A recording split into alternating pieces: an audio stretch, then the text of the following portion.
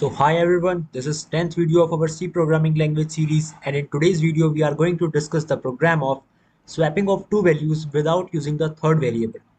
So इससे जो last वाला वीडियो था उसमें हमने देखा था कि हम स्वैप कर रहे थे दो वैल्यूज को, लेकिन उसमें हम थर्ड वेरिएबल का यूज करके कर रहे थे उसको। लेकिन आज की वीडियो में हम विदाउट यूजिंग थर्ड वेरिएबल यानी थर्ड वेरिएबल के यूज करे बिना ही हम दो वैल्यूज को स्वैप करेंगे।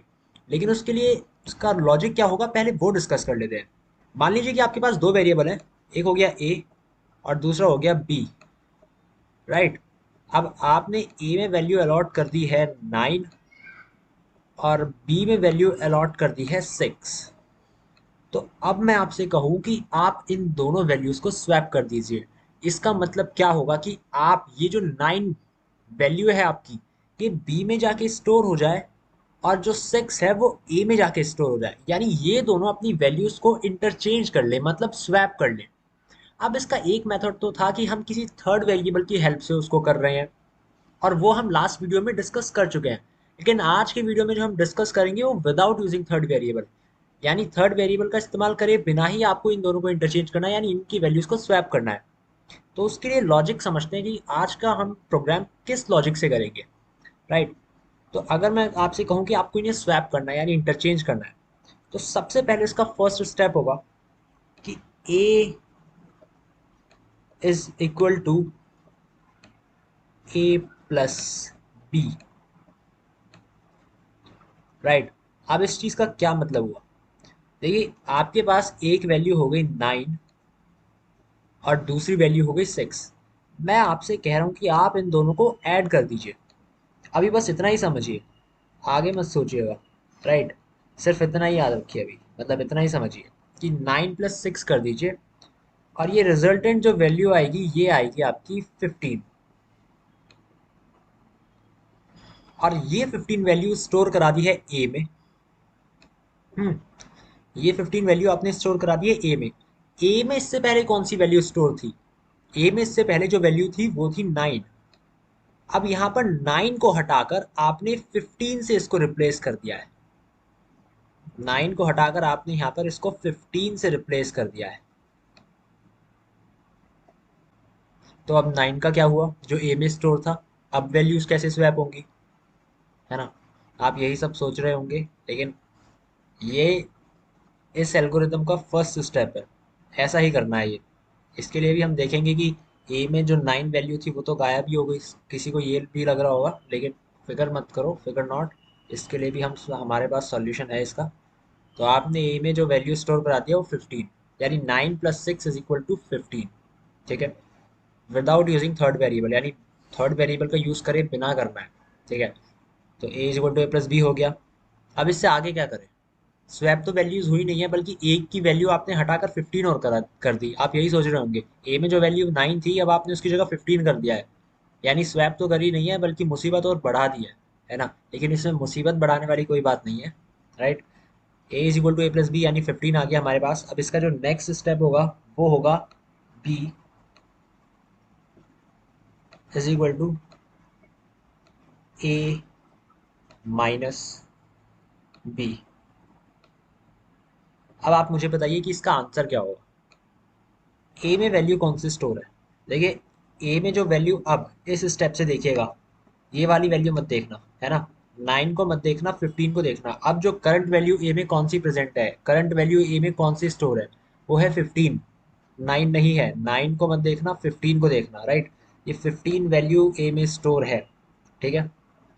तो ए का तो हो गया 15, और सिंबल कौन सा यूज कर रखा है, माइनस का, तो साइन माइनस का। और बी में कौन सी वैल्यू स्टोर है, देखो बी में हमने कुछ भी नहीं कराया अभी, ठीक है। बी जो था वो आपका 6 ही है, ठीक है। तो बी हो गया 6, ठीक है। अब 15 माइनस 6 कितना होता है, बहुत सिंपल है, 9 होता है। और 9 हमने किस में स्टोर कराया था, 9 तो हमने ए में स्टोर कराया था। और अब ये वैल्यू किस में स्टोर हो गई है, ये बी में आ गई है। तो कुछ कुछ समझ आ रहा है, मतलब ए की वैल्यू बी में तो ट्रांसफर हमने कर दी है। आई होप आपको ये चीज़ क्लियर हो रही होगी, है ना। ए की जो वैल्यू थी वो 9 थी और हमें इस 9 को ही बी में पहुंचाना था। ये वाला जो 9 था, ये वाला जो 9 था, इसको हमें बी में पहुंचाना था। ठीक है, और ये वाला काम आप कर चुके हो इस स्टेप में, यानी ए की जो वैल्यू है वो बी में तो ट्रांसफर हो गई, आपने इस स्टेप में वाला काम कर दिया है ना। क्योंकि ए में जो वैल्यू थी वो 15 थी, 9 नहीं है। ये फर्स्ट स्टेप से याद रखिएगा। ए में जो वैल्यू स्टोर कराई थी वो आपने 15 कराई थी। फिर सेकंड स्टेप में आपने क्या करा कि b is equal to A minus B. क्या मतलब है कि 15 तो वो टोटल वैल्यू हो गई, है ना। अब अगर मुझे ए की वैल्यू बी में ट्रांसफर करनी है तो मुझे क्या करना पड़ेगा, यानी जो मेरे पास इन दोनों का टोटल है उसमें से अगर मैं बी की ही वैल्यू को माइनस कर दूं तो वो ए की वैल्यू बनेगी, राइट। बट मान लीजिए आपके पास 9 प्लस 16, 9 प्लस 6 15 हो गया, है ना। 9 प्लस 6 15 हो गया, जिसमें से जो 9 था वो ए की वैल्यू थी। अब इस चीज को ध्यान से समझिएगा, इसमें जो 9 था वो ए की वैल्यू थी, और जो आपके पास 6 था वो थी बी की वैल्यू। अब मैंने आपसे कहा है कि 9 की जो वैल्यू है, 9 ये जो वैल्यू है ये अभी तो ए में स्टोर है, लेकिन आपको इसको बी में स्टोर कराना है, यानी आपको इसको ए से उठा के बी में ट्रांसफर कर देना है, ठीक है। तो हमने फर्स्ट स्टेप में इन दोनों का सम करा, यानी 15 आ गया आंसर। अब मैंने आपसे कहा है कि 15 तो आ गया आंसर, लेकिन अभी आपने स्वैप कहाँ किया है वैल्यूज को, आपने तो सम कर दिया। तो अगर मेरे पास इन दोनों का सम है, अगर मेरे पास a प्लस बी है, तो मुझे ऐसा क्या करना चाहिए कि ये जो 9 है ये b में जाके स्टोर हो जाए with the help of this sum. इस सम का यूज करके मैं ऐसा क्या करूं कि ये जो 9 है ये b में स्टोर हो जाए। तो अब आप दिमाग लगा रहे होंगे, सोच रहे होंगे। तो फाइनल जब आप सोचेंगे इसको खुद से तो शायद आपको समझ आएगा बहुत अच्छे से कि आप सिंपली सब्ट्रैक्ट कर दीजिए किसकी वैल्यू, 6, बी की वैल्यू, ये वाली वैल्यू 15 में से अगर आप 6 को सब्ट्रैक्ट कर देंगे तो बचेगा 9, और वो ही आपका बी में स्टोर करा रखा है आपने, आप ये देख सकते हैं, राइट।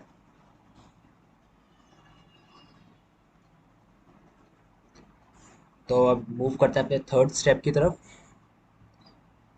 अब थर्ड स्टेप क्या होगा, देखो ए की वैल्यू बी में तो ट्रांसफर हो गई है, लेकिन बी को ए में कैसे करेंगे, है ना। तो उसके लिए भी एक सिंपल सा स्टेप होगा ये। आप वीडियो को पॉज करके इस लॉजिक को एक बार खुद सोचिएगा और तब फिर चेक करिएगा अपना आंसर।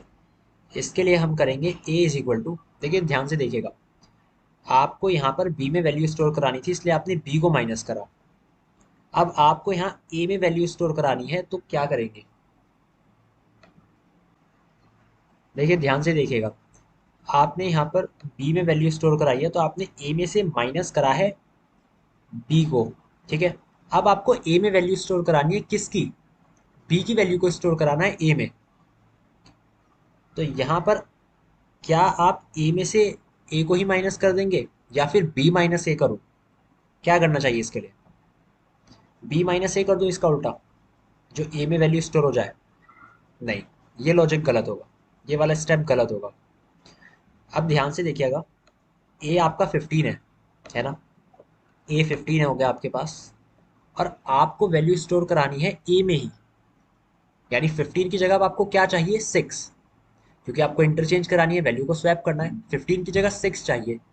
तो क्या होगा, 15 में से अगर मैं 9 को माइनस कर दूं तो शायद मुझे 6 मिल रहा है, शायद क्या कंफर्म ये है कि 6 मिल रहा है।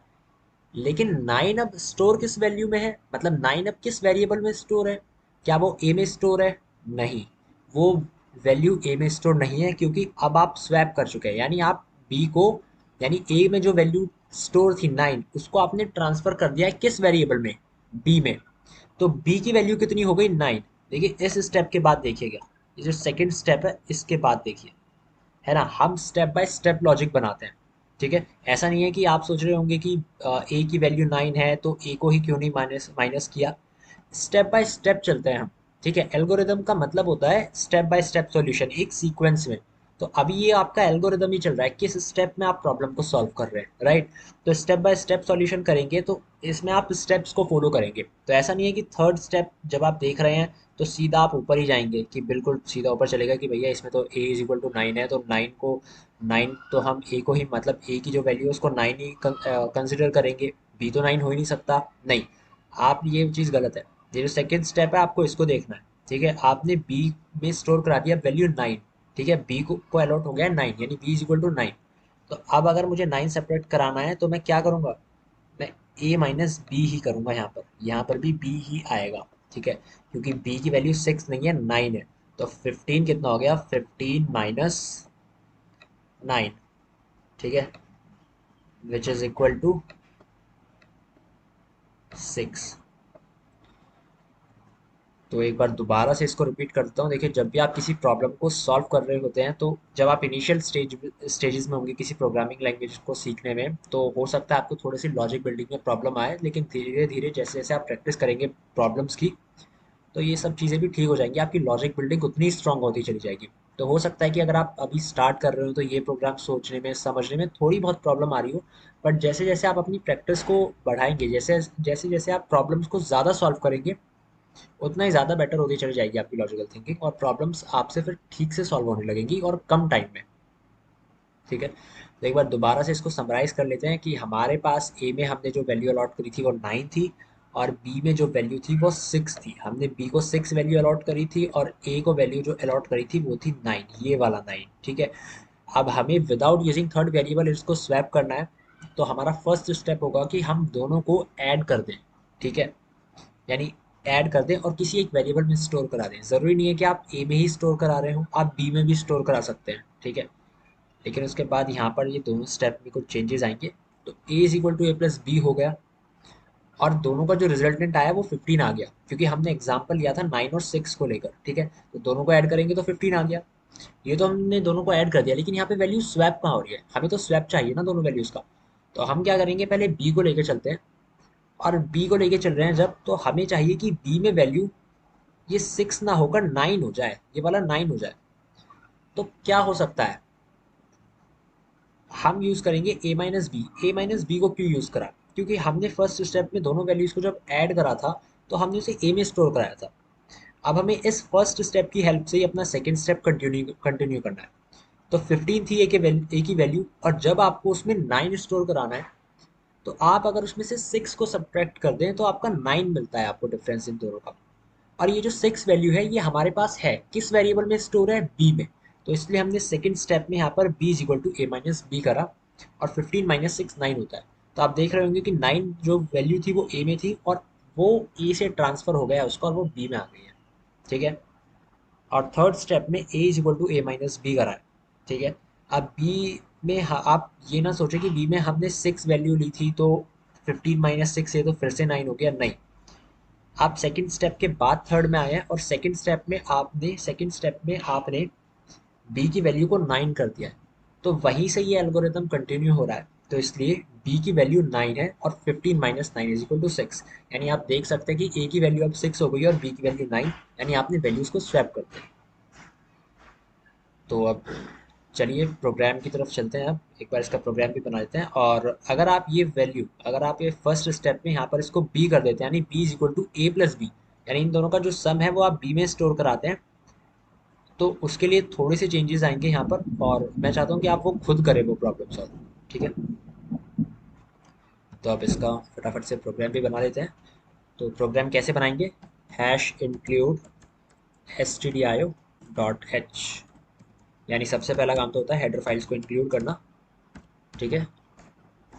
उसके बाद क्या आता है, उसके बाद आता है main function, int main this, और फिर ये ब्रेसेस, कर्ली ब्रेसेस। इसके बाद क्या करेंगे, हम दोनों वेरिएबल्स को ऐड कर, सॉरी ऐड नहीं, हम दोनों वेरिएबल्स, इसके बाद हम क्या करेंगे, हम दोनों वेरिएबल्स को डिक्लेयर करेंगे। और डिक्लेयर करते हैं तो डेटा टाइप ज़रूर आता है दोनों का, और डेटा टाइप हमारा इंट है, ठीक है। अब इसके बाद हम यूज़र से इनपुट लेंगे कि वेरिएबल्स में कौन सी वैल्यूज़ को स्टोर कराना है, ठीक है। तो परसेंट डी, क्योंकि हमने इंटीजर्स लिए हैं ये, ठीक है। इंटीजर्स के लिए जो हमारा फॉर्मेट स्पेसिफायर होता है वो परसेंट डी होता है, इसको बोलते हैं फॉर्मेट स्पेसिफायर। ये जो परसेंट डी है फॉर्मेट स्पेसिफायर बोलते हैं इनको। अगर आप फ्लॉट वैल्यूज़ के लिए फॉर्मेट स्पेसिफायर्स की बात करें तो वो हो जाएगा फ्लॉट, यानी एफ, परसेंट एफ। और अगर आप कैरेक्टर के लिए बात करें तो वो सी हो जाता है, स्ट्रिंग के लिए बात करेंगे तो एस हो जाता है, ठीक है। लेकिन फिलहाल हम बात कर रहे हैं इंटीजर की, तो इसलिए यहाँ पर आएगा परसेंट डी, ठीक है। अब आपको इनके एड्रेस चाहिए स्टोर कराने के लिए वैल्यूज़, तो m%a m%b, और कोई भी लाइन जब खत्म होती है फंक्शन में तो उसको एंड करना है आपको सेमी कॉलन से, ठीक है। तो स्कैन एफ की हेल्प से आप क्या करते हैं, आप इनपुट देते हैं, यूजर इनपुट देता है, ठीक है। तो आपने इनपुट दे दिया है, अब आपको क्या करना है, अब आपको वैल्यूज को स्वैप कराना है। क्या करेंगे, a is equal to A plus b, ठीक है, b is equal to A minus b, और a is equal to A minus b, और बाद में इनको प्रिंट करा देंगे, प्रिंट एफ परसेंट डी, ठीक है। और बैक स्लैश एन का भी यूज़ करेंगे यहाँ पर, back slash N, back slash N represent करता है न्यू लाइन, यानी जो मेरा फर्स्ट इंटीजर है ये वाला, ये तो प्रिंट हो जाएगा फर्स्ट लाइन में, और इसके बाद वाली जो लाइन होगी उसमें प्रिंट होगा ये वाला इंटीजर जो मैं अब लिखने जा रहा हूँ, यानी परसेंट डी। यानी इन दोनों के बीच में जो डिफरेंस होगा वो एक लाइन का होगा। अगर आप चाहते हैं कि लाइन का डिफरेंस ना हो कि एक टैब का डिफरेंस हो, यानी थोड़ा सा स्पेस हो दोनों के बीच में, तो आप बैक स्लैश टी का भी यूज़ कर सकते हैं, ठीक है। और ये हो गया ए कॉमा बी, राइट। अब बाद में हम रिटर्न ज़ीरो कर देते हैं, ठीक है। अब ये हमारा प्रोग्राम हो गया है, अब हम इसको रन कराते हैं। तो ए को जो वैल्यू अलॉट करते हैं वो 3 कर देते हैं, और बी को वैल्यू अलॉट करते हैं 5। तो आप देख सकते हैं दोनों वैल्यू स्वैप हो गई हैं। आपने जो फर्स्ट वैल्यू यहाँ पर टाइप की थी वो 3 थी, यानी वो ए में अलॉट हुई थी, यानी वो ए को मिली थी। और जो सेकंड वैल्यू थी वो 5 थी, वो बी को अलॉट अलॉट हुई थी, ठीक है। और उसके बाद जब दोनों प्रिंट हुई तो उसमें से पहले 5 प्रिंट हुआ, और जो हमारी पहली वैल्यू प्रिंट होनी थी वो ए की होनी थी, क्योंकि हमने ए को पहले लिखा था, ठीक है। तो इससे ये क्लियर हो जाता है कि हमारा जो प्रोग्राम है वो एकदम बिना एरर के बिल्कुल ठीक से एग्जीक्यूट हुआ है। सो आई होप आपको ये वीडियो समझ आया हो। तो आज के वीडियो में बस इतना ही, मिलते हैं नेक्स्ट वीडियो में। Till then keep learning.